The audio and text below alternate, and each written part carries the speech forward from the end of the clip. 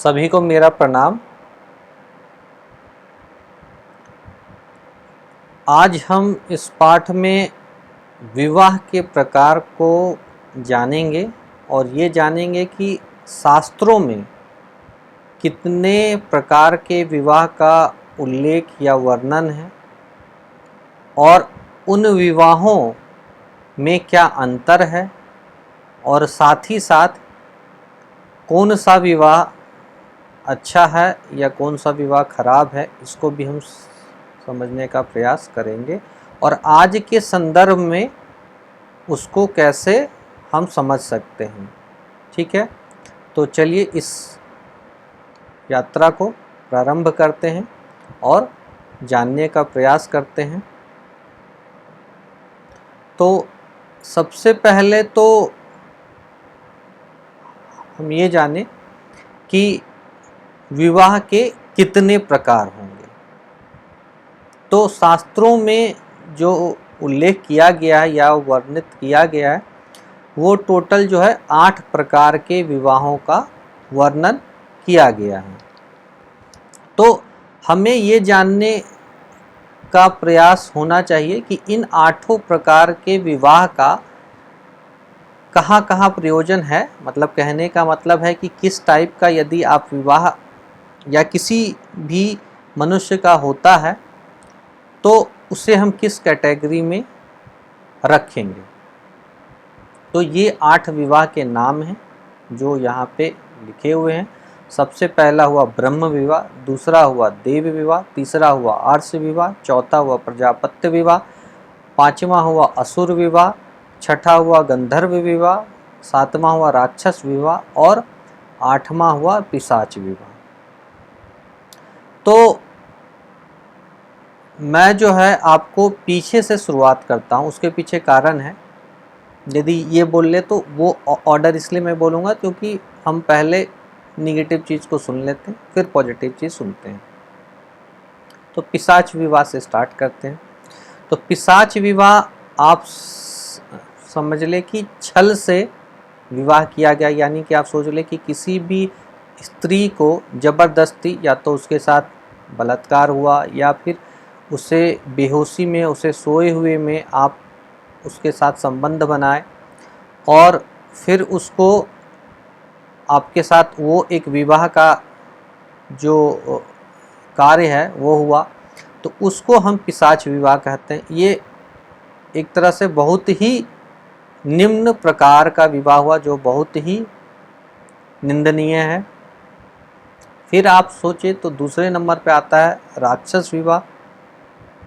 ये विवाह क्या हुआ कि हम किसी को उठा लिए, कहने का मतलब है कि हम स्त्री के या उसके माता पिता के इच्छा के विरोध होते हुए भी हम उसको ज़बरदस्ती शादी उसके साथ किए, तो वो राक्षस विवाह में आया। यानी कि उनकी इच्छा या फिर उनका सहमति नहीं होते हुए भी हम जो है विवाह ज़बरदस्ती जबरन, कभी कभी होता है कि ज़बरदस्ती विवाह किया जाता है, उसको उस कन्या को उठा के उस कन्या को वहाँ से लूट करके, उस तरह के विवाह को हम राक्षस विवाह कहेंगे। गंधर्व विवाह वो हुआ जब दोनों यानी कि वर और वधू, यानी कन्या और जो वर हुए वो दोनों आपसी कामुकता यानी काम वासना के कारण जो विवाह हुआ उसे हम कहेंगे गंधर्व विवाह, जिसे हम प्रेम विवाह भी कह सकते हैं।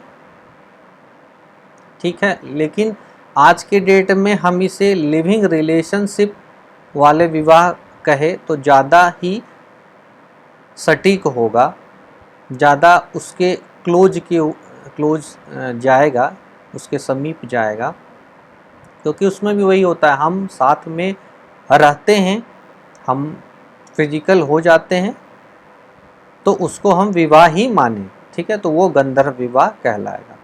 असुर विवाह क्या होता है? असुर विवाह वो हुआ कि कभी कभी या फिर पुराने समय में हम ये होता था कि पता नहीं आज होता है कि ना, आज भी हो सकता है कहीं होता होगा कि जो कन्या के माता पिता हुए उन्होंने कन्या को बेच दिया। यानी कहने का मतलब है कि कभी कभी अपने ज़रूरत के लिए या फिर कभी कभी कह सकते हैं कि गरीबी के कारण या कुछ भी कारण हो सकता है, वो मैं नहीं जानता, लेकिन उसके कारण हम कन्या को बेच दिए मूल्य लेकर किसी को, तो वो असुरी विवाह हुआ और वो बहुत ही निम्न तरह का विवाह हुआ और ये कहे तो मोरलेस राक्षस विवाह के समीप ही हुआ या राक्षस विवाह के समांतर ही हुआ। उसके बाद जो है वो प्रजापत्य विवाह होता है।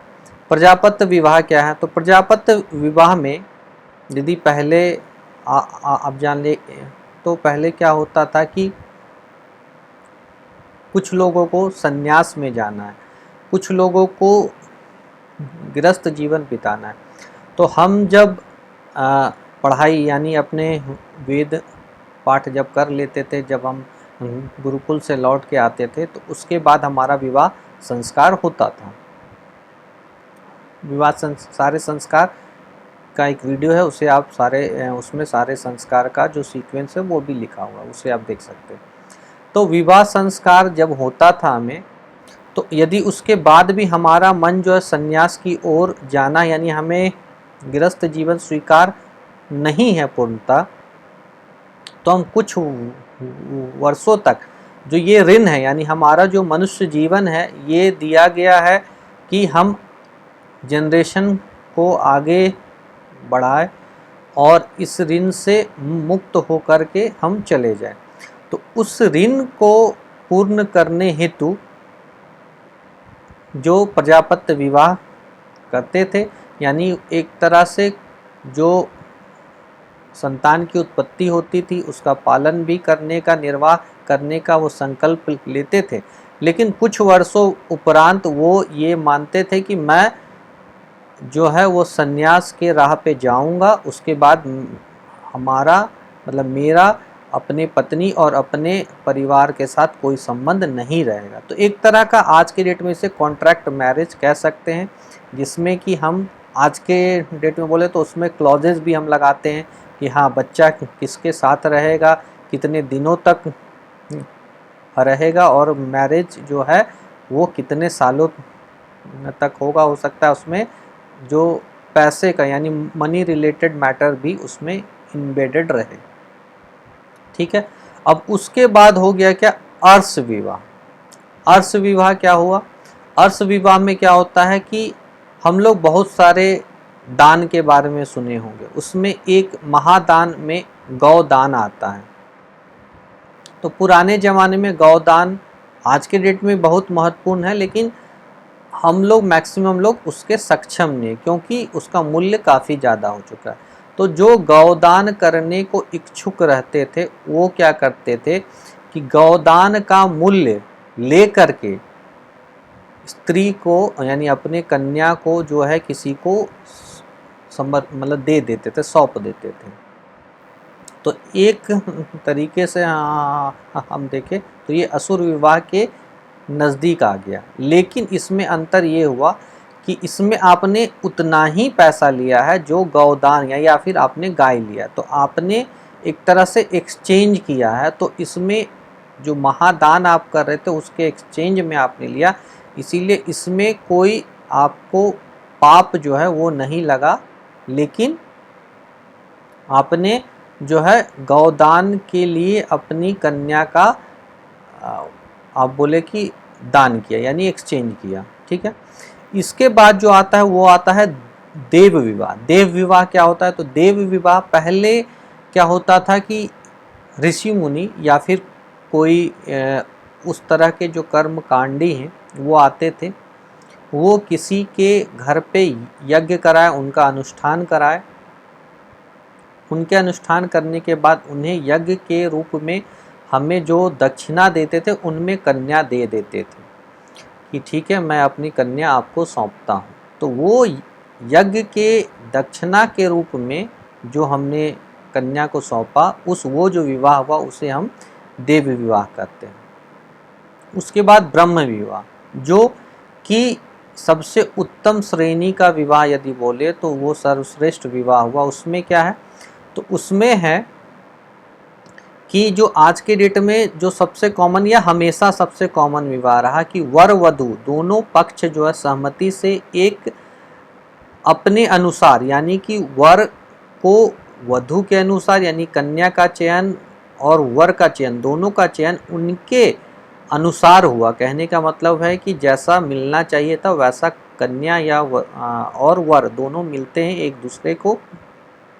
साथ ही साथ जितने भी विवाह के अनुष्ठान हैं, जितने भी धार्मिक रीतियां हैं, उनके साथ आपका विवाह हुआ है। मुहूर्त आदि का उसमें आपने ध्यान दिया है, उसके बाद आप जो है शादी किए हैं, विवाह किए हैं। ठीक है, तो इसको ब्रह्म विवाह कहते हैं। यानी सबसे यदि हम ऊपर में टॉप में यदि रखना चाहते हैं उत्तम, तो वो ब्रह्म विवाह हुआ। तो मैं आशा करता हूँ कि इस पाठ में आपने जितने तरह के विवाह हमारे शास्त्रों में वर्णित किया गया, उल्लेख किया गया, उसको सीखा होगा और सभी में डिफरेंस आपने समझा होगा, सब में अंतर समझा होगा। और आज के डेट में यानी इस समांतर काल में उसको हम किस तरीके से रिलेट करें या उसके पैरेलल जो आज के डेट में चल रहा है विवाह, उस विवाह को कहाँ पे आप उसे यूज कर सकते हैं, उसे समझा होगा। साथ ही साथ आप लोगों को यदि कोई भी परेशानी हो तो आप नीचे कमेंट करें, और ये जो नंबर दिए गए हैं या फिर आपको कोई कुंडली विश्लेषण कराना हो तो इस ईमेल आईडी पे आप अपना डिटेल्स भेज सकते हैं। सभी लोगों का बहुत बहुत धन्यवाद।